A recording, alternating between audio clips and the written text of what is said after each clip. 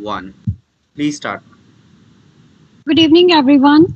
This is Komal Sani from School of Pharmacy and Emerging Sciences, Baddi University, extending my warm welcome in today's webinar, Future of Pharmaceutical and Healthcare Management. For this today, we are having with us Mr. Bhavesh Pofaria, GM Marketing and Sales at Dr. LH Hiranandani Hospital, Mumbai. He is in hospital healthcare industry for over 2 decades. He is specialized in P&L, brand management, strategic marketing, and business development and sales. Majored his postgraduate program in pharmaceutical marketing from SIES College of Management Studies. He has a vast experience and exposure of working at different positions, starting his professional journey from business development executive to vice president. He has managed mass market therapies like anti-infective, diabetes, hypertension, anemia, and many others. He also managed BOP for Novartis India Limited. He also relaunched diagnostic business for Piramal Healthcare. He spearhead marketing for Ranbaxy, MQ Pharmaceuticals Limited, Seven Hills, and presently working with Dr. LH Hiranandani Hospital. He has been very helpful for the pharmacist community and he often delivers valuable talks on various platforms and hands-on experience in starting new initiatives, greenfield projects, and scaling them to start delivering on profitability and productivity for the organization. Bhavesh is also honored with award like Best Sales Manager. With this, I also welcome our prominent panelist, Professor Dr. T.R. Bhardwaj, Vice Chancellor, Baddi University of Emerging Sciences and Technology, and Professor Dr. J.K. Sharma, Vice President, Indian Society of Seed Technology, Registrar at Baddi University of Emerging Sciences and Technology, and also Professor Dr. Paras Prakash, HOD of SPES, Baddi University of Emerging Sciences and Technology, and our esteemed faculty of different schools of Baddi University and distinguished participants. Before getting started, I want to review the functionality of webinar. Dear attendees, your active participation is important throughout the session. Right now, I have everyone on mute to avoid background noises that may distract you from listening the webinar. If you have a question for our speaker, please feel free to type them into the question box in your Teams control panel throughout the presentation.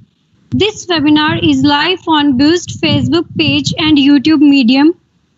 Facebook or YouTube participants may type their questions in chat box of our Facebook or YouTube control panel. Without further any delay, I turn over the time to our expert speaker, Bhavesh, sir. Okay, thank you so much for the warm welcome. As you know, the topic which is assigned to me is Future of Pharmaceutical and Healthcare Management.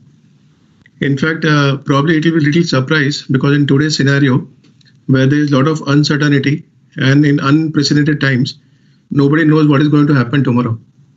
But still, based on our experiences, we can still foresee how the pharmaceutical as well as the healthcare industry is going to move forward. And let me thank first Baddi University for giving me an opportunity to be in touch with you. Okay, I will not take time to introduce myself because already the introduction has been given by the respective speaker. So as you know, my name is Bhavesh Pofaria. The rest all probably you're aware about it. Okay, now I think the first thing which will come to your mind is, if at all you're a pharmacy student, then in that case, what next after pharmacy? See, even I myself, I am a pharmaceutical graduate. I graduated in way back in 1998. And after that, I did my management. I was under the impression that the session is actually meant only for pharmacy students. But I came to know that probably you have management students as well. So maybe slide by slide, you will have more of management experience moving forward. So being a pharmacy graduate during that time, even that question was there in my mind, that what next after pharmacy? Now in today's scenario where probably you are much more well versed because of the peer group, because of the you can say the mentors, because of the maybe say the ex students who have been there in pharmacy. But during our time, probably there was nobody to coach us or mentor us. So the different options which are available after pharmacy is, number one, obviously, is manufacturing, which is into production. The second one is into retail. If at all, if you want to open a chemist shop, most welcome. After that is clinical research. So I'm sure somebody would like to pursue career in clinical research. Some may go for marketing and sales, because that is my forte, because I've been in this profession almost 2 decades. Many of them may go for higher studies. Maybe they may go for MPharm, they may do PhD, somebody may go for management, somebody may travel, you can say, abroad for higher studies. And there are many of them who may even opt for maybe medical after pharmacy, because I've seen many of my colleagues after pharmacy have done medical, and they're now, like say, well placed in hospitals. So I'm sure, like I said, this will give you a little insights for those who are pharmacy students, that how do I maybe plan my career. Now, since my forte, my domain is pharmaceuticals, so probably I'll give you more insights about pharmaceutical marketing and sales. Now, I think the first question which will come to your mind is that if at all I go for, if at all offer like marketing and sales, whether I should go for sales, whether I should go for brand management, whether I should go for product management, whether I should go for strategic marketing, or whether I should go for P&L management. So there are different kinds of function areas probably you would like to enter into. So since this is my forte, I would like to give insights on this domain. Now, see, one thing which is of utmost importance is that if at all you try to pursue a career in, if at all you're planning to pursue a career in pharmaceutical marketing and sales, obviously, probably since marketing and sales will go hand in hand, those who would like to pursue their career in pharmaceutical, maybe say, you can say more into product management or brand management, they need to have decent sales experience. So I will just give you insights in terms of how do the entire hierarchy or the chart works. So when it comes to, like say, pharmaceutical sales, obviously, like say, if you see in the pharma company, there are different business units. Now today, in fact, why pharma? Because in today's scenario, if you see maybe for next 2 decades or 3 decades, the companies or maybe say the industries or sectors which are fairly doing to do well is, one is pharma, because nobody can live without medicine. So health is definitely a major concern, and second is IT. So these 2 industries will always continue to be the best of the best industry ever. And with the current support of the government, I'm sure in the current situation where probably everybody are struggling, the GDP spent on maybe the healthcare will be much more, maybe somewhere close to 4 to 5%, which was never there earlier in past days. And the priority of the Indians also have changed from, maybe you can say, lifestyle to health. So one is when it comes to, say, any pharmaceutical company, there are different strategic business units. And every business unit will have a national sales manager, which there are different names which you can give. You can give as sales head, you can give as national sales head, you can give as say vice president sales, you can give as a general manager sales, and so on and so forth. So I have probably provided a kind of a slide just to have an insights, because probably seeing is believing. The moment you see, you realize that how this is going to be. So for every zone, say for example, if you take India, it is divided into 4 zones: East, West, North, and South. So every zone will have one zonal manager. So that's why I have mentioned as GM West. Similarly, you will have GM East, South, and North. For every zone, you will have a regional manager. Now, the regional manager will then manage the area sales manager. And the area sales manager will manage a team of as well as medical representative, or some companies also call as professional sales representative. So it all depends. So the logic of sharing this information with you is, at least when you enter into the industry, you need to know that how the organization structure or the organization chart is all about. So this gives you an insight in terms of how every strategic business unit have their sales unit, and this is common in most of the organization. It will almost be the same. Now, probably why this is important, because see, for every company, ultimately there are only two objectives. One is in terms of managing that top line, which is called sales, and second is in terms of managing the bottom line, which is called as profitability. So if at all in a pharma company where you have like say different functional areas, when you have sales, where you have marketing, where you have medical, where you have distribution, where you have say production or say manufacturing, ultimately one is there that we are in a business where we are in the business of selling. Now when it comes to pharmaceuticals, it is the selling of the either formulations, or maybe the selling of say products, or maybe the selling of say bulk drugs, or maybe say APIs, which is called as active pharmaceutical ingredients. So with this, obviously it cannot be done without the efforts of the sales team. We'll show like when we discuss in future that maybe what will be the future of pharmaceutical marketing and sales. We'll discuss about digital marketing as such. But one thing which we need to understand is that pharma is all about personal selling, because you will have in India more than like say 7 lakh doctors, and unless or until the products which are prescribed by them, selling is not going to happen.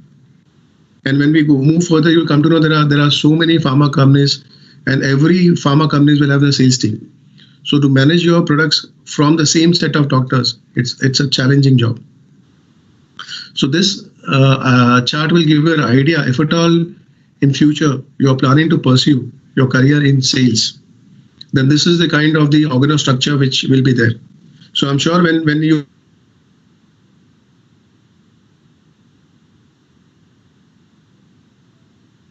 can say objective that I need to be a kind of a national sales head or a BU head, maybe in 10 years, 15 years, 20 years down the line. And in that case, if I start as a kind of a medical rep or PSR, how do I plan my career or say progression? So this is the kind of a sales structure which is there. Now, let us come to marketing. Now, every strategic business unit will have a marketing head. Now, the marketing head will manage a kind of, you can say, a team of group product managers. Now, in pharma, in pharma marketing, you will have different therapies to manage. So if you see, like say in pharma business, you'll have acute segment, you'll have chronic segment.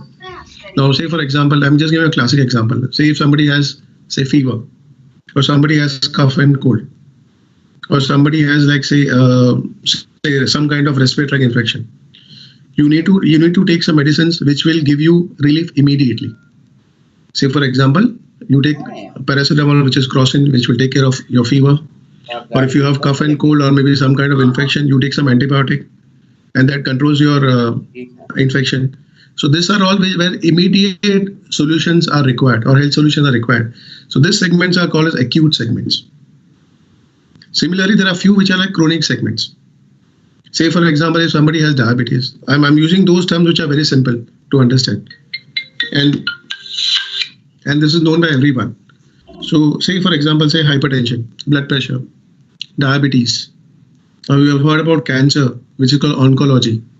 So these are all chronic segments where the medicines or maybe say the dosages has to be taken for prolonged time or maybe even lifelong, because these are metabolic disorders and not disease. So you cannot maybe say cure them, but you can control them. So such therapies like say diabetes, you can say hypertension, cancer, this comes under chronic segments. So for every therapy, there are product managers to manage it. And why I have shared this with you is because this will give you insights in terms of the organo structure when it comes to marketing. So again, if you want to pursue a career into marketing, then you can always set your objective. That how do I move forward in my tenure of maybe say next 10, 15, 20 years as such. See, I have like mentioned about BU head, but obviously you can go further as cluster head and even maybe a CEO or CEO of the organization. So this will give you insights about the structure of marketing. Now, when it comes to marketing and sales, I am sure that probably many of us, say, when I was a pharmacy graduate and when I passed out, I definitely had one thing in my mind that I would like to pursue my career into marketing and not into sales. Now, at that particular time when we are not such knowledgeable, and at that time we don't have much idea, we can think about it. But when you enter into the pharma domain, you realize that unless and until you have sales experience, you will not be able to be a successful marketer. So each and every individual, because obviously marketing will be a kind of a support function to sales. And in that case, you need to understand sales in a much better way. Now, this slide has a meaning. This will give you clearly in terms of what are the function areas of what are the demarcation, or maybe say the role and responsibility, or maybe say you can say the KRA, the key responsible areas, or maybe you can say the KPIs, the key performance indicators when it comes to marketing and sales. So let us first discuss about sales. So what do you mean by this? So if one is sales is before we come into sales, you need to understand the entire distribution pattern. Now in pharma, how does the entire pattern work? Now you have the products which are manufactured. So you have the entire, like say, formulations which are there in the manufacturing units. Either the pharma companies, they have their own manufacturing units, or maybe they get it outsourced from some third party. So once the formulation is ready in the brands which are in the brand names which are there as pre-decided, from there it goes to the trade partners. So one of the first trade partner would be your CFA, your clearing and forwarding agents. So they may be a representative for one company or a couple of companies. Then from CFA, the formulations are then the distribution network is such that it goes to stockist. From stockist, it goes to the retailer, from where we and you go as a kind of a patient and visit the retailer and purchase the medicine. So this is a distribution from company to CFA, from CFA to stockist, from stockist to retailer. And the entire distribution, you have the margins which are there, which probably because see, we are in the business of profits. So obviously, like say, there are margins associated which will drive them to sell or to deliver the products. So CFA, the percentage may be somewhere close to 1.5–2%. When it comes to stockists, they may get anywhere from 8–10%, depending upon the nature of the formulation, whether it is a scheduled drug, whether it is an unscheduled drug. Similarly, when it comes to retailers, they have margins called anywhere from 16–20% on every product, again scheduled or unscheduled drug. So these are the distribution network which is there. Now, why this is important? Because see, as a salesperson, maybe as a medical rep, or maybe as a maybe say a kind of a professional service representative, my job is primarily very simple. I have to visit doctors and I have to get the products prescribed from him. Now, you'll be surprised of people. There are like say 25,000 pharma companies. Now, there may be a representation from each of these medical reps in doctor's clinic. So if I take like say a representation of say 10 to 12 or 15 companies, and every company promoting maybe say 3 to 4 brands. So how many brands the doctor will have to recollect? Somewhere close to like say more than 100 brands. And when it comes to like say the kind of practice that he has in a month, say 25 days he practices in a month. So 25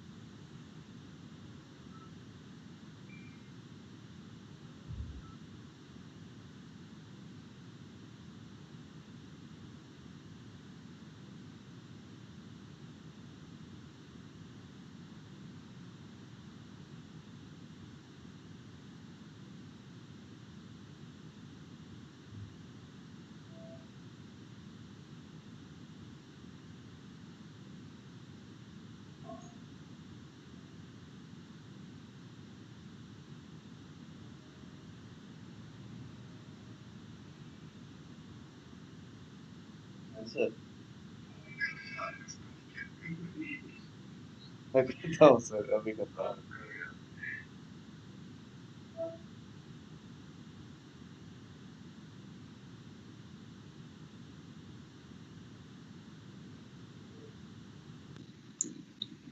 There seems to be a technical snag. I will be back very soon. We are contacting the speaker. Call तो नहीं आ रही थी आपको? मैंने वापस connect किया, अभी तो डिस्कनेक्ट नहीं हुआ था, अभी हुआ है। मैं वापस रिकनेक्ट कर रहा हूँ। Please.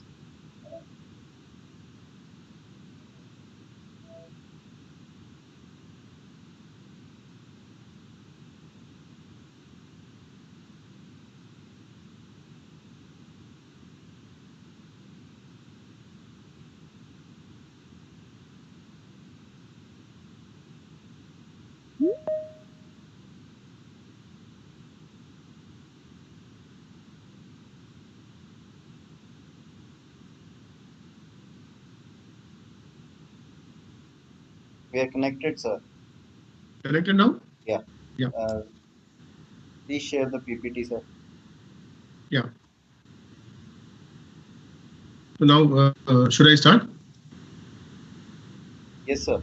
Yeah. Am I audible? Yeah. Yes, yes. So what I meant to say is that probably sales also play a very important role. And in that case, every individual sales manager knows how to take care of their customers, which are doctors, as well as retailers.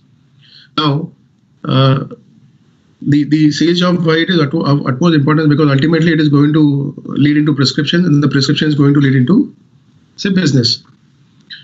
Now, there are different ways in which normally you manage your sales.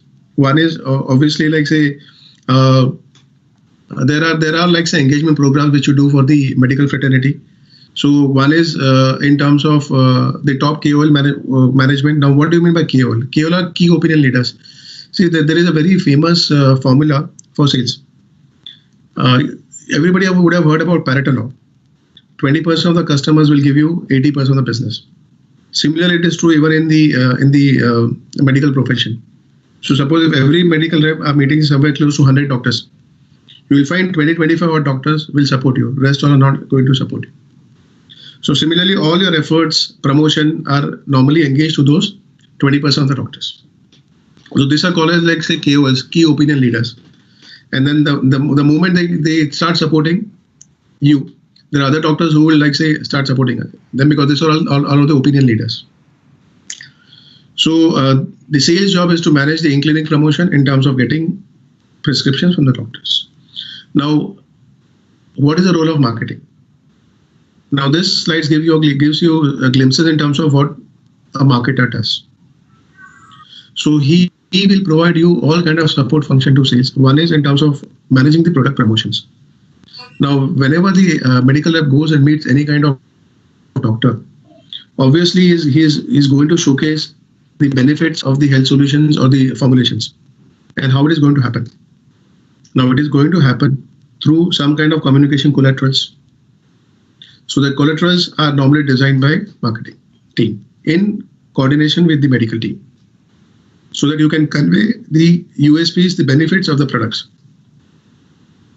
Second is in terms of managing the training. Now, in-clinic promotion itself is a big challenge. So the marketing team will definitely support the sales teams in terms of how do you take forward the entire communication inside the doctor's clinic, and how do you highlight the key attributes of the product. Third is in terms of conducting the strategic meets. Now, and share the inputs. So every pharma company, they have something called a cycle meets. Now, the cycle in some companies are once in 3 months. For some companies, it is once in 4 months, where the sales and the marketing team meet each other at zonal levels or even say regional levels. So every product manager will have their own ideas for their brands, which are allocated to them, and they'll try to prioritize them among the field force in different ways. Say, for example, now there are different modes of promotion. Say, for one is in terms of giving some kind of reminders to doctors, which may be termed as freebies, or you can say gifts, as per the MCI guidelines, well within the MCI guidelines, the Medical Council of India guidelines, as a kind of token of appreciation or maybe a kind of a remembrance. Second is in terms of, like, say, CMEs. Now there are a lot of I'm sure like say many of them would have heard about CMA. CMA is nothing but continuous medical education programs. Now today even doctors are so much into the practice that they also are not well updated about the new scientific updates in the society or maybe in the medical fraternity. So they also would like to maybe say enhance their skills, or you can say more of a kind of a enrichment in their profession. So such CMAs are conducted at regular intervals. So this is again managed by the field force in conjugation with the marketing. Then we provide like say samples to doctors. So the samples are provided purely to do more of kind of a test marketing. So that like once doctors prescribe few samples and the efficacy or maybe say the results are desirable when it comes to the health of an individual or a patient, then you have a trust building of that medical rep and the company as such, and then he may start supporting in terms of prescription of your products. Marketing also helps in terms of like say I'm sure like everybody would have heard about something called ORG and IMS, or maybe something called as AC Nielsen. So these are the bodies which provide you information in terms of how do you stand, or your company stand, or your company products stand vis-a-vis competition. So this all kind of comparative analysis are done by the marketing team.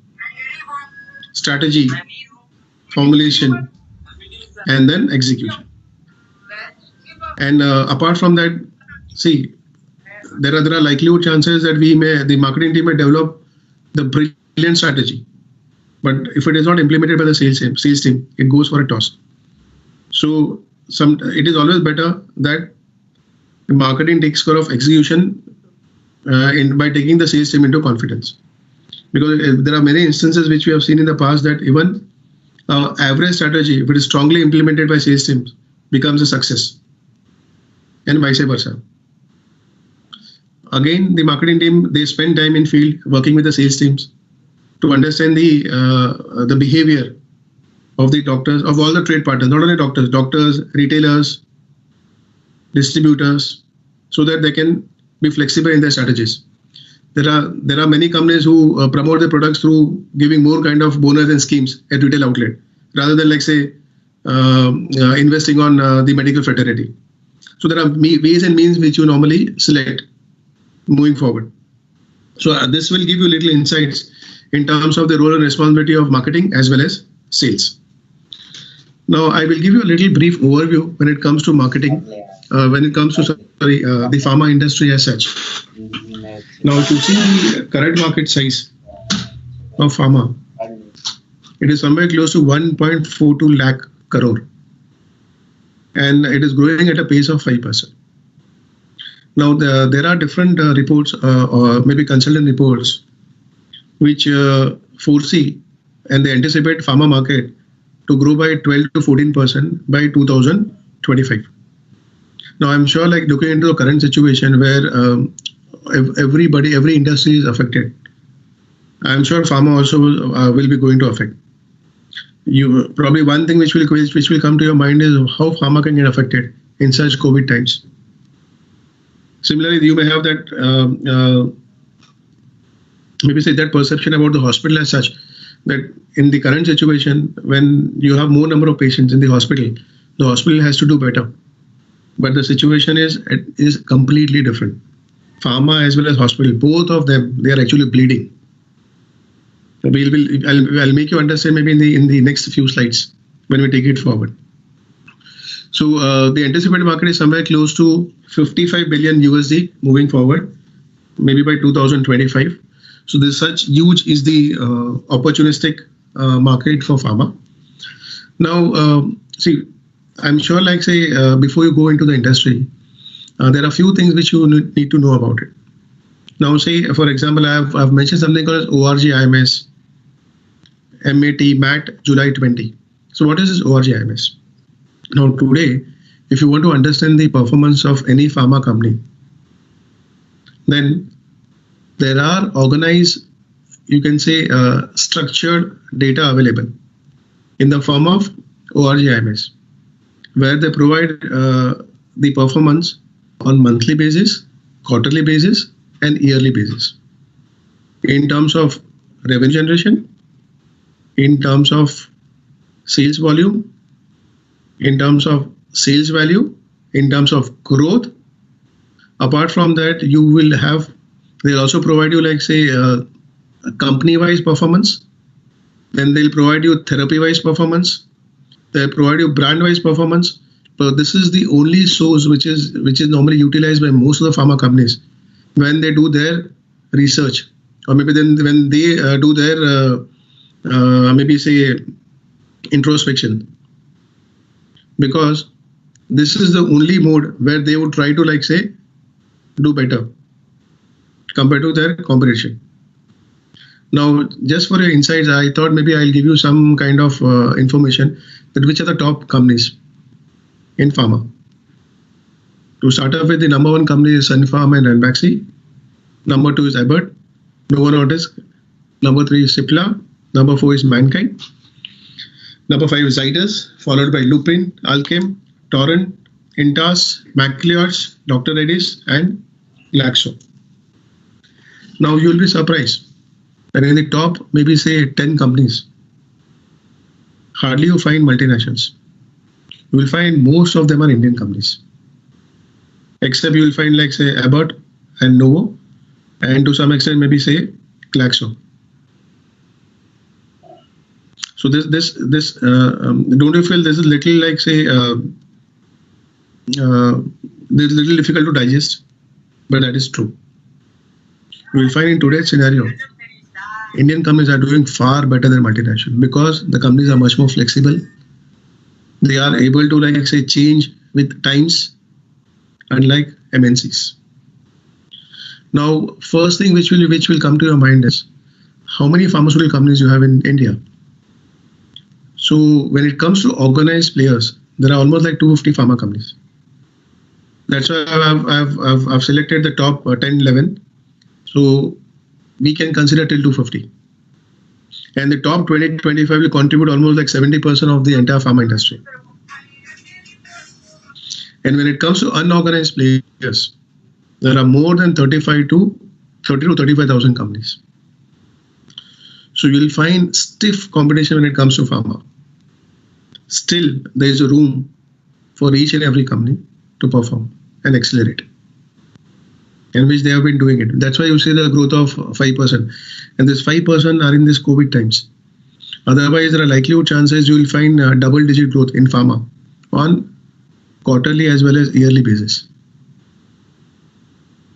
So this was to give you some example about the pharma companies.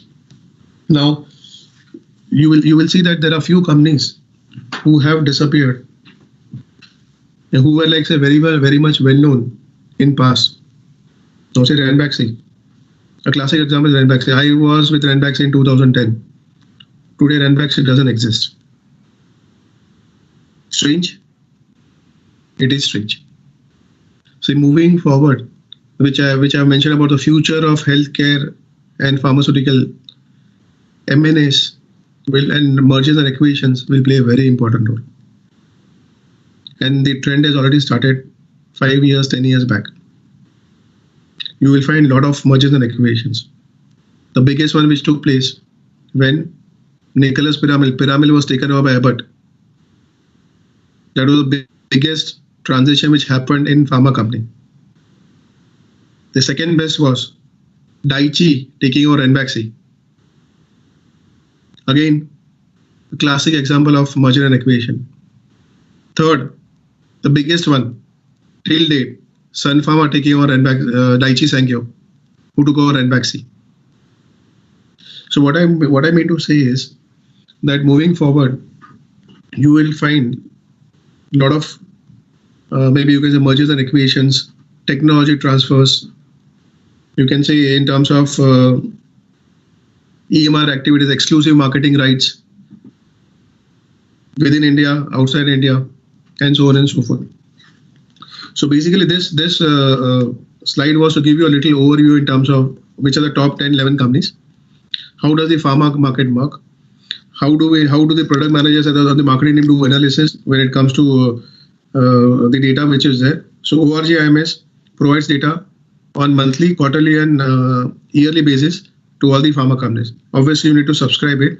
There is a kind of a fee which is associated, which is good enough for the yearly subscription.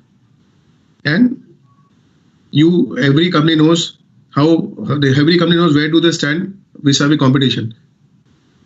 Now let us go to the next slide. Now there are a few indicators I think which will play a very important role. Now this will be of utmost importance if at all those who are actually doing MBA course management and who would like to enter into maybe a pharmaceutical company.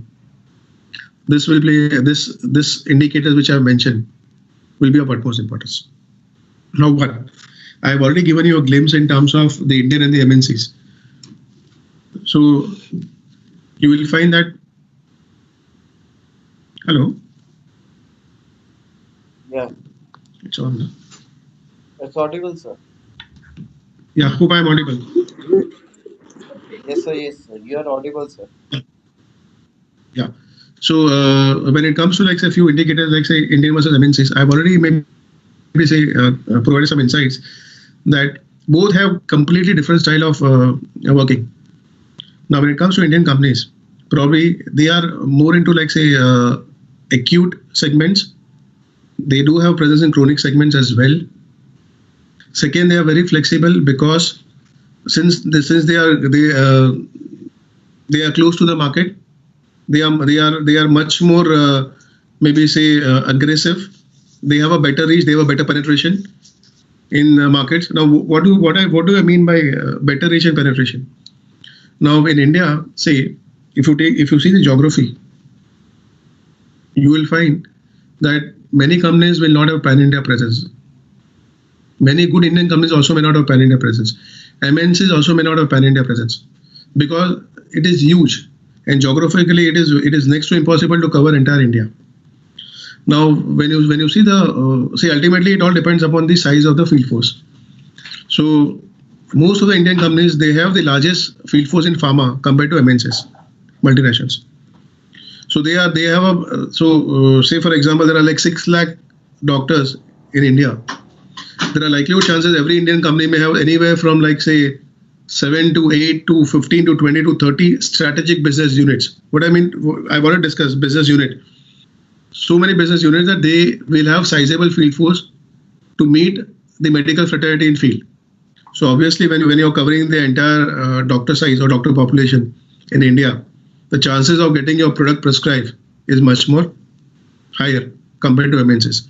MNCs, they are little limited when it comes to the reach and penetration. They may not have the biggest or the largest sizable field force in India because the mode of operation is completely different. They are into niche segments, selective segments. They are not into mass markets like Indian companies. Second, I'm sure when we discuss about the health solutions or maybe the formulations, say there are 2 different kinds of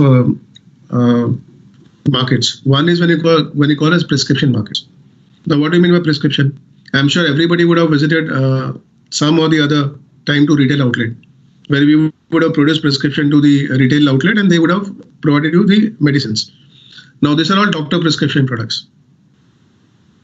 So for this, probably doctors have to prescribe and we have to take it from the chemist outlet. So this is one way. These are called as prescription products. So most of the companies, pharma companies, they have prescription products. They also have OTC products, over the counter. Now the classic example is say Crocin. It's a prescription product. Say Revital from Ranbaxy. It's a prescription. It's an OTC product, over the counter product. So just to make you realize that there are 2 different kinds of markets. One is the prescription market. The other is the over the counter OTC markets. For that, prescription is not required. Now, companies also will have different ways of marketing. So for doctor prescription, they will have a sales team to promote. For OTC, they will have another experiential marketing programs to promote over-the-counter products. Now, what do you mean by experiential marketing? This is one through retail promotion. So you do many activities within the retail outlet to take their products on priority. You go for advertisements. You go for media spend, which is called as ad and pro maybe say management styles. So both requires completely a different style of marketing. Now, when it comes to P&L and strategic brand management, now, see, when it comes to P&L, which is profit and loss, and when it comes to strategic brand management, see, most of the pharma companies, since they have their strategic business units to manage the therapy areas, everybody are working towards the betterment of the top line, that is sales value in terms of say sales, and in terms of managing their P&L, which is in terms of bottom line, that is profitability. Now, the whole objective is that how do you manage your P&L? Now, P&L can be managed by managing your gross margins on your products.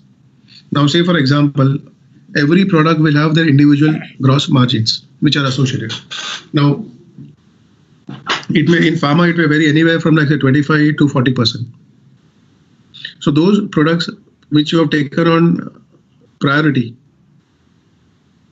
needs to be aggressively promoted, where you have better margins. Now, so it is obvious that when you have a product portfolio, you will have some products which are like say your high value or high volume building products, where you have like say low margins, but they are like say volume generators, so which will help you in terms of managing your bottom top line. There are a few products which are like say high value products, but may not have those margins, enough margins to manage. So it is like say we need to have a right product mix where you have like say good margins, average margins to promote. So which will definitely help in moving forward. This will definitely help when it comes to for those management students who are planning to like say enter into marketing. Now, every individual product manager will have a brand plan to manage. Evening. Now, what do you mean by brand plan? So you say, for example, if you're planning to launch a new product in the market, so there are different phases which happen. One is pre-launch, launch, post-launch. Now, what all are the components of a brand plan? One is in terms of, which is of utmost importance, market justification. Now, why do you want to enter into this market?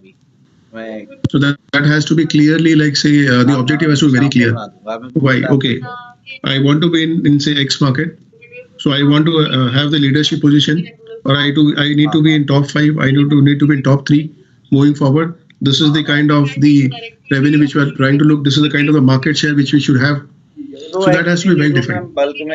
One. Second is in terms of pre-launch. These are all topics in itself. So every individual, maybe you can say the subject is a topic in itself. You can like say go on and on for like an hour or so. So the pre-launch will definitely have in terms of the pre-launch activities, like you have teasers, campaigns which you do, some kind of pre-launch campaigns you do in terms of test marketing before you actually launch the product. Then you launch the product in terms of what kind of strategy you would like to have in your launch, whether you have the product which is a techno-driven product, where the differentiator of the product is good enough to take care of your product, or you would like to have or you need to have kind of a trade push. If you have a product which is like Me Too product, where there already like say intense competition, you have more number of players in the market, then in that case even a differentiator is not going to help. Then you offer like say more freebies to our trade partners, like say in terms of schemes, bonus, or probably if a product is like is having high degree of newness, then in that case you can always go for scientific sessions where you will try to like say convey the benefits to the fraternity. So this is all of utmost importance. So one is in terms of justification. Second is in terms of STP, which you call as segmentation, targeting, and positioning. Now, for every product, you have to be very clear. There's a segment which I need to target. Segmentation is a like pretty huge term. So it all depends upon the products that you're handling. Whether you would like to go into like say, when it comes to doctors, you would like to have say target doctors with an adult portfolio, or maybe say young doctors. Or when it comes to like say socio-economic status, whether you like to go for upper middle class, or lower middle class. So it all depends upon how do you segment. If at all like say you have selected, okay, fine, whether we should select 100 doctors per medical rep for promotion, 50 doctors or 25 doctors. how many visits you would like to make a doctor to the doctor, whether it requires like 3 visits, 2 visits, or 1 visit. Or you can have classification of your doctors, whether you have ABC classification, like A class of doctors should be met thrice in a month, B class of doctors should be met twice in a month, C class of doctors can be met once in a month. So it all depends upon like say how you want to take it forward, because you know your product well. So segmentation plays a very important role. Then in terms of targeting, targeting whether we are targeting the right set of customers, which is of utmost importance. So say for example, if you have a product which is actually meant for say general practitioners, so it has to be targeted to general practitioners.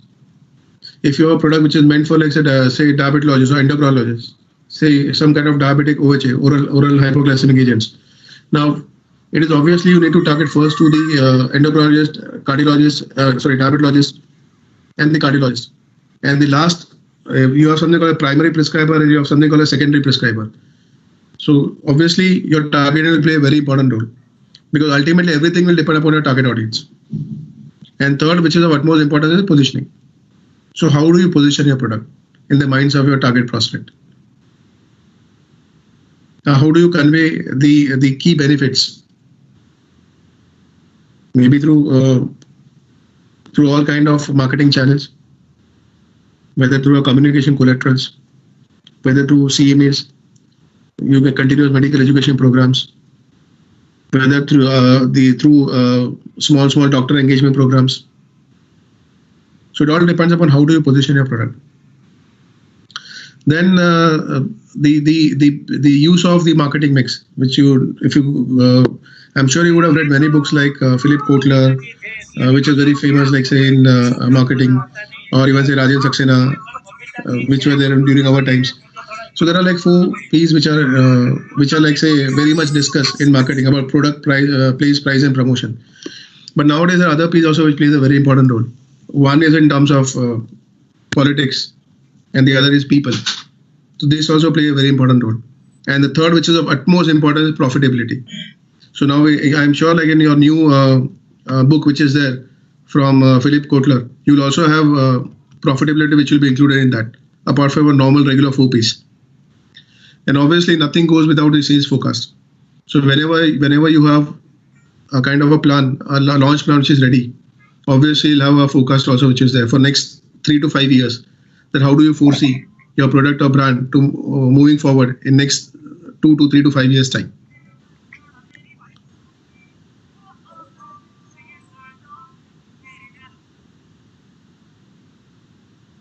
Okay, so this was all about the pharmaceuticals as such. Now, when it comes to hospital marketing, now this was more in terms of pharmaceutical marketing. Now we'll discuss more about the hospital marketing. Now, probably you will feel that why do a hospital require a marketing team? Because if at all the doctors are treating well, if you have that clinical expertise, if you have the clinical experience, and if there is and it is coupled with like say good hospitality by the nursing staff, then if everything is in place, why do you require hospital marketing? Why do you require a marketing team? See, the answer is very simple. In today's scenario where you have intense competition, unless and until you aggressively promote your brand, maybe institution or a product, you will not be able to get incremental volumes. With your repute, you can manage at some given point of time. But when it comes to incremental, there has to be some kind of adequate marketing efforts moving forward. Now, there is a huge difference when it comes to hospital marketing. Because when it comes to pharma, your target audience are your doctors. Because everything, all your campaigns, all your activities, all your contact programs are managed by doctors. Because they are the one who are your primary customers. When it comes to hospital, everything depends upon your patients. Because the whole objective is to increase the OPDs and IPDs. Now you need to understand what is OPDs and IPDs. OPDs are outpatient departments. So whomsoever the patient who comes for consultations are called as OPDs. IPDs are inpatient departments, and those patients after OPDs are admitted in our hospital are called as IPDs. So these are IPD admissions. So one is the consultation, the other is the admissions. So both has to be managed simultaneously. Now, the basic principle of marketing remains the same, whether it is pharmaceutical or whether it is hospital. So that is going to be the same. But the nature of your target audience differs completely. When it comes to hospital marketing, there are different verticals which we need to manage. That's what I have maybe say portrayed on the slide which is there. So one is in terms of the referral doctors. Now, what do you mean by these referral doctors? Now, I'm sure like when the hospital is there, you will have neighborhood general practitioners who may refer patients to institution or to hospitals. So you need to take care of these referral doctors. So I have a team of like say somewhere close to 5 of them who sensitize somewhere close to 500 doctors. And their objective is to send the patient to the right hospital so that they'll get the right treatment.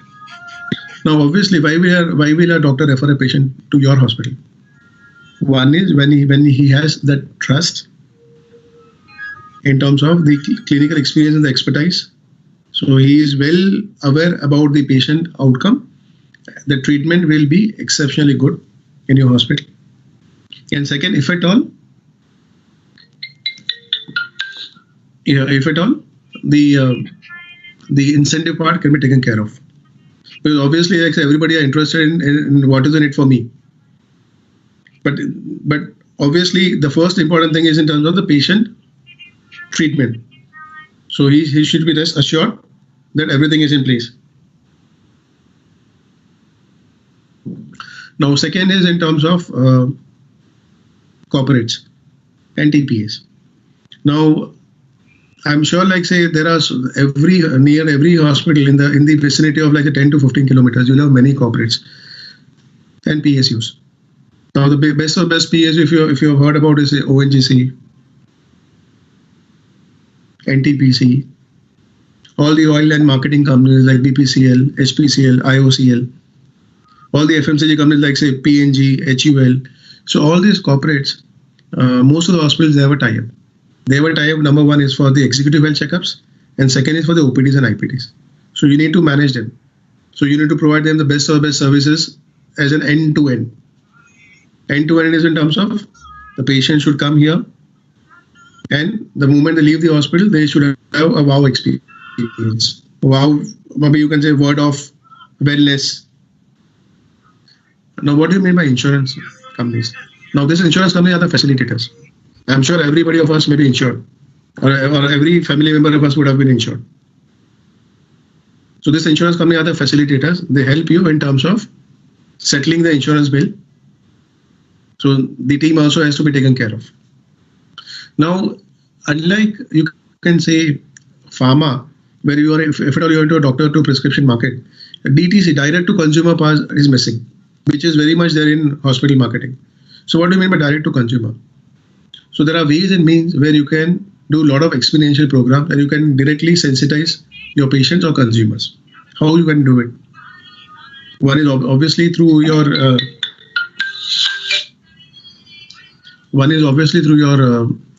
media. One. Number two is through your experiential marketing program. Like say you have a lot of in-society promotion, in-shop promotions. So these are places where actually you can sell your health solution packages, services. See that the basic difference between pharma and hospital is pharma is all about formulations, products. Hospital is all about services. And hospital is all about hospitality. So if anybody who is happy with the services, obviously will spread the word. And that whatever get customer loyalty or bring the buddy, that kind of program will definitely help. Spread of word. So there is a lot of room in terms of doing in-clinic campaigns, you can say experiential marketing programs, and so on and so forth. So this is all direct to consumer. Then digital. Now, why digital? Digital will play a very important role in today's scenario. I'm sure that this situation is going to continue. Maybe for 6 months, maybe for a year, we don't know. Because since we are into hospital, we have the latest statistics which I've got yesterday from BMC. You will be surprised. I'm just going off topic. If the situation continues like this, not only beating US and Brazil in terms of the numbers, we will be number one. That is one. When it comes to number of mortality deaths, these are the projected numbers by BMC by effective 1st Jan 2021. So you can say next 4 months. There are likely chances that there may be 6.78 lakh deaths in India and almost a lakh of death in Maharashtra. These are all startling numbers, shocking numbers. But they have mentioned one more thing, that if at all the population uses mask, which is of utmost importance and recommended and used properly, the infection numbers will drop by 30%. So it's all about the change in the psychology, the change in the behavior of every individual. Why this was important? Because why I discuss about this is because moving forward, we have to learn and live with COVID. So even if it is like say places where you work from home, at some given point of time, you need to move out. And in the current situation where everything is standstill, your digital marketing plays a very important role. Website, individual websites. As an entrepreneur, you can have your own websites. Social media. Now, social media, whether it is like say Facebook, WhatsApp, LinkedIn, Insta, it will play a very important role. All your drives, whether it is like SEOs, social, what do you call like say search engine optimization, or an online reputation management, all this will play a very important role moving forward. Because the entire like say focus will be on digitalization moving forward. So this, apart from this, there are other health service providers as well. Now, if somebody would have heard about Practo, Login to Health, so these are the platforms where they can generate patient flow to your hospital, either through their own portals. Few of them, they have their own websites, they have their own apps, they have their own tie-ups with corporates, and so on and so forth, and they can direct patients to you. So this is the maybe insights in terms of the hospital marketing. So I thought I will give you a little maybe say insights on pharmaceutical marketing and sales, and now hospital marketing. Now, one thing which probably all are looking forward is in terms of how about the future. So I thought maybe first let me discuss you about the present, and then since you know the present, then it will be easier for me to discuss about the future. Now in today's scenario, when it comes to pharmaceuticals, all pharma companies as of now in India, we have process patents. What do we have process patents? Now today, say for example, company X comes with a formulation, say Y. Now, if the company has come with their own patent product, most of the companies, what they do is they'll change the process and they will achieve the product. So today, in today's scenario, we have the process patent which is there. Moving forward, you will have product patents. So this will be like say post 2025 GATT scenario that we'll have product patents. That's why I probably emphasize more on mergers and acquisitions, because then small companies will not survive the moment product patent is there in India. Now today the biggest challenges which most of the multinationals are facing. That's why in the beginning I told there is a little gap when it comes to Indian companies and multinationals. Now the biggest gap is where when any multinational company comes with a new product in the market, obviously that invites years of research, maybe 5 years, 10 years of research, and then they come out with the product which is marketed in India. Now the same product is manufactured by other Indian companies. They change the process and they reach the end product. So unfortunately, the kind of R&D investments made by the MNCs goes for a toss, because there are Indian companies who may come out with a similar product with almost 1/5, 1/3, 1/4 of the price. So this is the reason why, like say, probably the MNCs are literally having a tough time. Number one.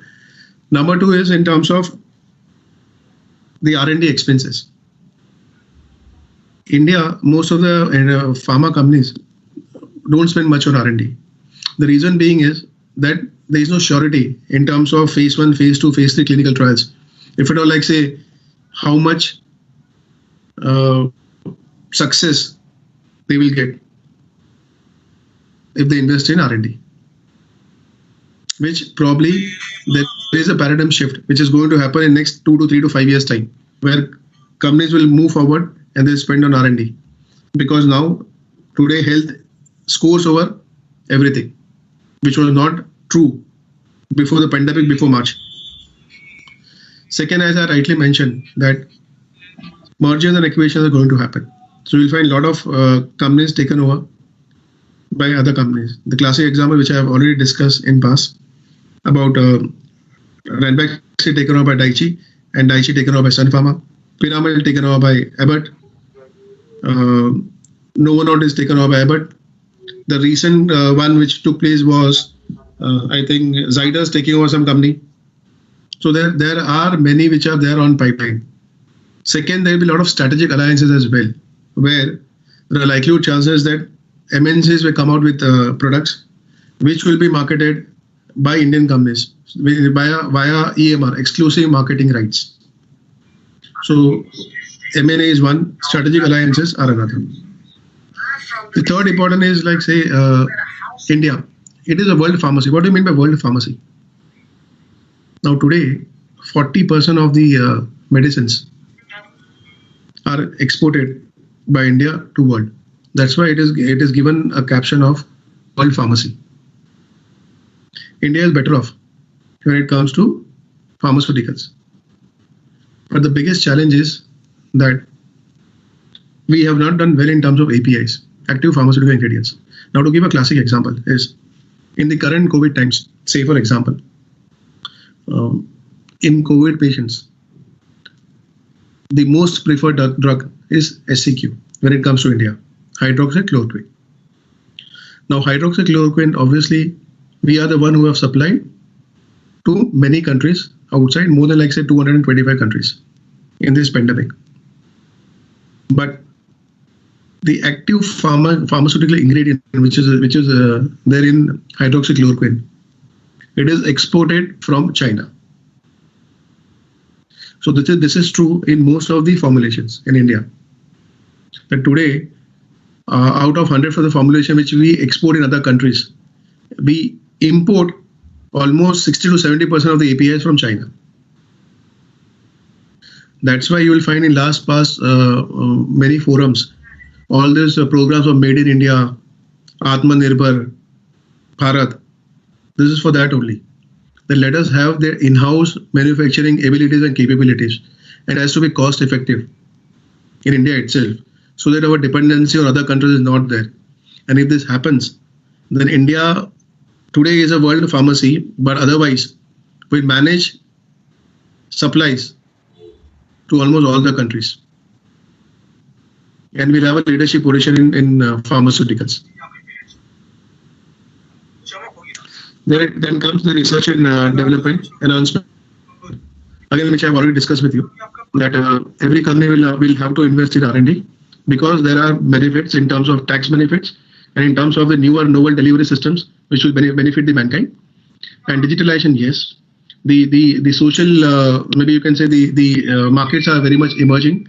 So web marketing, search engine optimizations, Google AdWords, online reputation management, all social media will play a very important role.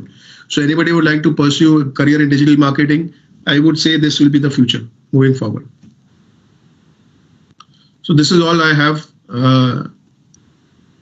when it comes to, like say, the future of pharmaceutical and healthcare industry in India. So questions are most welcome. So I conclude now. Bhavesh, lovely hearing you after a long time, and a wonderful presentation given by you. Thank you for so much for that. I see that you've taken us through the journey of sales, marketing, and everything based on the management side, and it is very interesting to note because, and this is hands-on experience that you're providing us and our students here at the university. Thank you so much for that. My pleasure. And apart from product patents and mergers, especially in terms of future, if we look at, so how far do you see that digitization post-COVID era is really going to make an impact in this area? Because what do you foresee? How, because right now the face of the company, especially in terms of pharmaceuticals, is the medical representative. Yes. So how important do you think digitization will play a role there? Because will that reduce the impact of the MR, or will it enhance the impact? So there are two ways of looking at it. One is when it comes to pharmaceutical companies, they are into a business of personal selling. So when it comes to replacement of medical reps, that is not going to happen, which is very difficult. And we don't foresee maybe years to come as well. Digital marketing will definitely complement the current nature of marketing for sure. Right. Because so, now, say for example, I just give you a small example. Now, if you see, like say in last maybe 5 years or 10 years, most of the sales personalities, they used to use all conventional ways of marketing. The typical visual aid communication folder, which they like say go and meet the doctor, and they used to use for in-clinic communication. Now in today's scenario, you'll find people coming with iPads. You have virtual programs, virtual reality programs, which are there, which are much effective way of showcasing and demonstrating your benefits of your products. So it is going to enhance.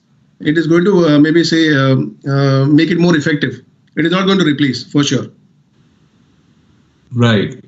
So in terms of imparting education for our children here, because this kind of education is not being promoted right now by the PCI, the Pharmacy Council of India. And I feel this has a great role to play in the development of an individual as a pharmacy professional. I think this will play a great role and go a long way. So what are your comments on that in terms of imparting education? Obviously it is going to make an impact. It all depends upon every individual professional, how he would like to take it forward. Say, for example, if somebody is planning to pursue their career in digital marketing, maybe post management, you choose those companies where probably they are very strong in FMCG and OTC nature, over-the-counter nature. Then you have enough room for taking digital marketing activities from one level to another level. Correct. Where whatever the programs or maybe the digital marketing campaigns are there, that can definitely add value and complement. Right. So in terms of digitization, you feel that this should be a part of education today? Yes, absolutely. Because we always talk about a big gap between academia and industry all the time. So this is where the gap lies, perhaps, in the current scenario. Absolutely. In fact, you will be surprised and shocked that in the current situation where maybe the small entrepreneurs or like say even startups, they had a tough time, challenging times. But those companies which are into digital marketing, they are doing exceptionally well. Even being a small entrepreneur or maybe say maybe very, very small startup. But they are doing exceptionally well. Thank you for that. Anybody is having any questions for Bhavesh, sir?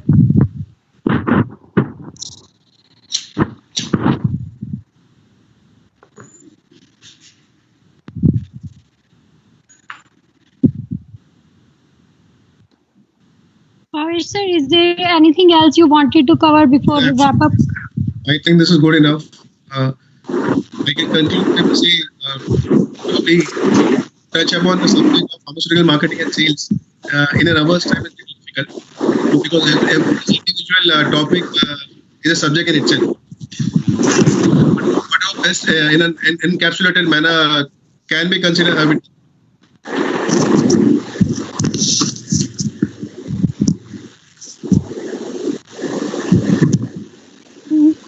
Thank you, sir. thank you so much.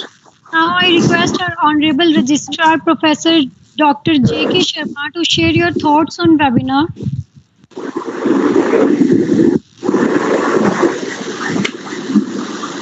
Thank you. Thank you very much for giving me this opportunity.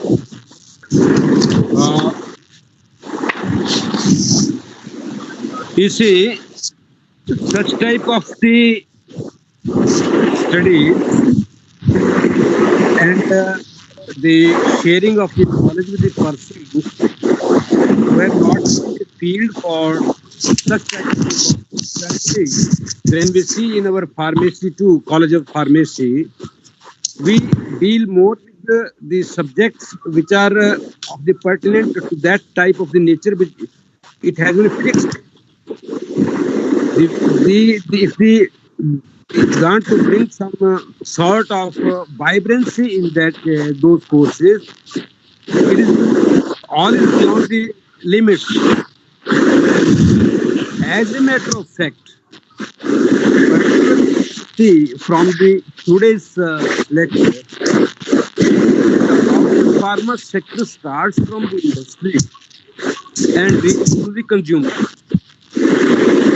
During this entire chain, where each and every person has to suffer, and where are those lacuna covered in such a way that ultimately the consumer can be benefited in different ways. Really a new chapter, mind-blowing, giving valuable information, giving nice information that how things may happen, how it happen. But when we compare it with the Indian pharmaceuticals and the abroad, we can visualize the change involved in India, change involved in abroad. During in the chain which is in India, it is such a big change. Ultimately, the consumer is always a sufferer. Thanks for this today's talk. It had been of a great help to understand the system and how our students can be benefited out of that. Dr. Paras placed a very nice query on that how our students they can be benefited. Because we cannot bring any specific changes in our course contents. But surely I think if we go for very small courses, maybe of 3 months, 2 months, 1 month certificate courses, where a different type of the trainings pertaining to different kinds, if we can give. Bhaveshi, I really thank you very much. Very nicely you placed all the knowledge you shared with us, and the new adventures which we will get the Buddha University teachers as well as the students, they will be benefited from this. Thank you very much. My pleasure, my pleasure. Thank you so much for having me here.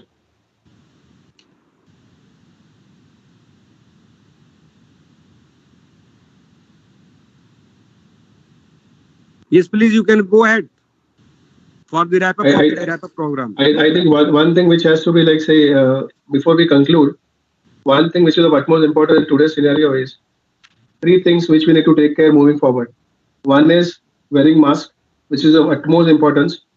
Second is use of sanitizers, health and hygiene. And third is social distancing. So these 3 probably will play a very important role for next 6 months to 1 year's time. So this I wanted to convey to all. And this is the only way by our behavior changes we can control the situation. Oh yes.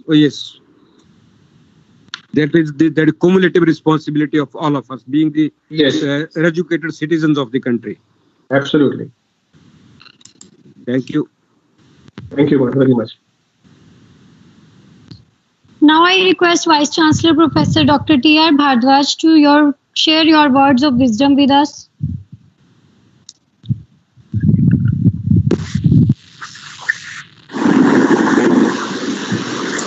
First of all, I would like to congratulate Mr. Bhavesh for his very informative and in-depth overview of the marketing of pharmaceutical as well as healthcare. Thank you so much. It was very, very informative and will be very helpful for the students specifically.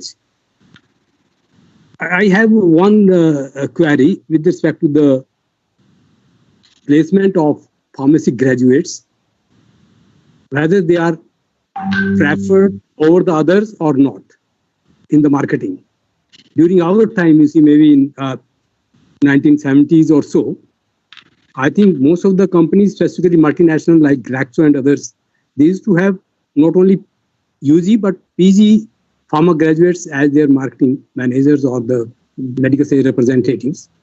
But over the years, what I have seen that only the science graduates are being preferred, maybe with respect to the cost or the salary, or there can be some other reason also.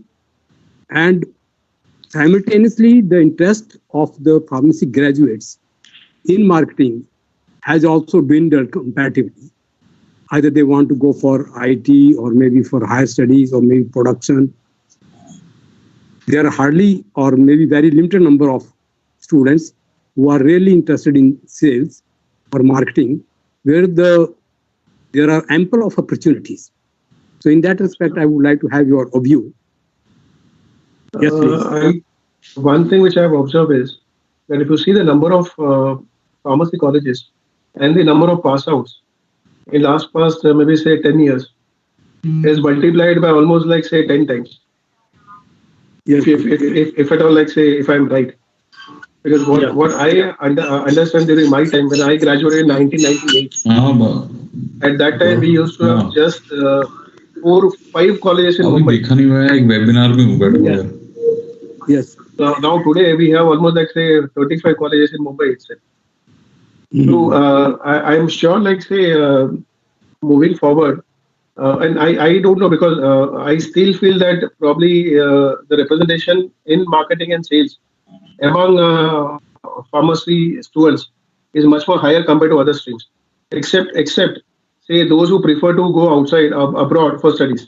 Because what I have realized is out of like say 100% of the pharmacy students, almost 50% of them they'll prefer to move abroad. One, because of better career prospect. Second, for higher studies, and then maybe for better career prospect.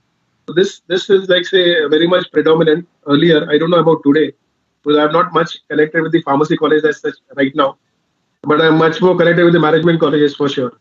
Probably you will be in a better situation to guide us in the current situation, whether they prefer to go outside India, and the rest lot which is there, their preference will be like more for maybe say to marketing and sales. And then other streams, whether it is like say manufacturing or retail. What I personally feel that future of pharmacy graduates in marketing much more comparatively faster as compared to the in production or maybe in quality control or in other areas of manufacturing. Yes. And another. Yes, please. Sir, most definitely, sir, what you are contemplating is absolutely true. There are incidences in my personal life, and we have observed that backgrounds from commerce and BSc and BA and even other teams, they follow this route and they attain big heights. If you look at the CEO of Sun Pharma, he's not a pharmacy graduate at all. And pharmacy graduates miss out on this opportunity, which is a huge opportunity. No, in And it fact, becomes very difficult for us to train them to become scientific professionals.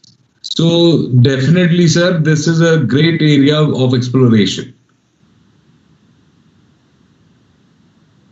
Yeah. With respect to the future of pharmaceuticals and healthcare in India, hello. yeah, Hello. Yes, sir. Yeah, I would like to share with you that, as you said, that India is one of the top-ranked competitors or pharmaceutical production countries with respect to the bulk drug, with respect to the formulations, with respect to the APIs.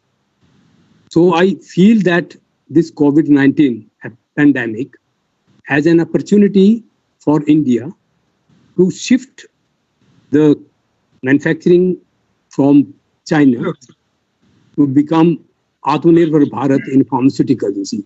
But only the limitations are that most of the APIs are being imported from the China. So if we can have all those companies or all those bulk drug parks which are going to come up in future mostly, we'll be able to make us Atmanirbhar with respect to the bulk drug or raw materials or others. We will definitely be having top ranked position in the global scenario with respect to the pharmaceutical as well as the pharmaceutical as well as the healthcare. Yes. So that's what I feel personally. It is an Yeah, opportunity, absolutely. specifically with respect to the pharma companies. And you will be pleased to know that during production of hydroxychloroquine, I think Baddi Brotiwala Nalagarh area that provided the bulk of hydroxychloroquine to the rest of the world. And it's a matter of pride for us that the production personnel, they were staying on our campus in hostels when there was lockdown. You see. So it's again matter of pride for all of us. Absolutely. And I would like to share that with you also. You see. Thank you. Over to Komal, please. I believe so. I'll just maybe say extend the session by saying that there are two major challenges when it comes to API manufacturing in India. One is in terms of the maintenance cost, and the other is in terms of labor. So these two, probably if we are able to manage in India, then we'll be much better off than China. Yeah, definitely. Sorry. Thank you, sir. Over to Komal. Yes.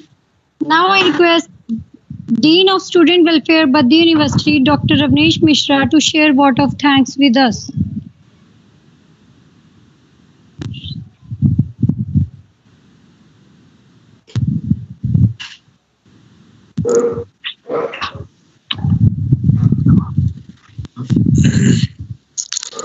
Hello. Yes, sir. Hello. Hello. Yes. Thanks, Bhavesh sir, for enlightening us with the ample of knowledge pertaining to the scope of our pharmacy graduates in field of pharmacy and in related domains. So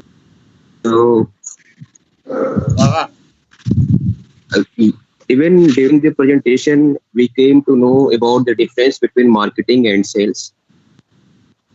So even I am seeing there too many questions from our pharmacy students on our Facebook page and YouTube channels. They already differentiated too many things what they used to read in their basic pharmacy curriculum since day one of their joining to this pharmacy professions. And hopefully in near future, sir, again we will invite you some specific talk on a specific category of the medicines like OTC and FMCG.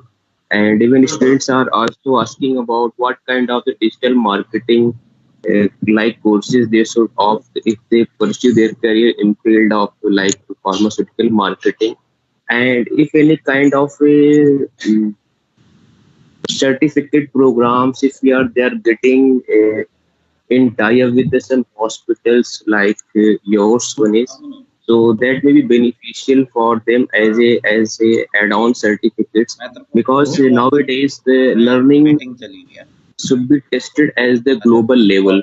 We can't say that one person is derived from this institute or that institute. So the students should supposed to be tested at the national or international level. So we again and again seek your advice and comments to upgrade our curriculum and upgrade our learning and to make the students Atmanirbhar as said by our Honorable Vice Chancellor, Sir, registrars hai, and even most of the time during the expert comment, Professor Dr. Paras also have suggested me our students don't feel like going in field of this marketing professions because they don't have like kind of a zeal. So which is supposed to place the right candidate at the right place. So being a pharmacy professional, sir, I request you to suggest us on different occasion whenever you feel like to share your views or any kind of learning with the students. You are always most welcome and keeps on inviting you to add used to get some ideas and few sessions in near future at Baddi University.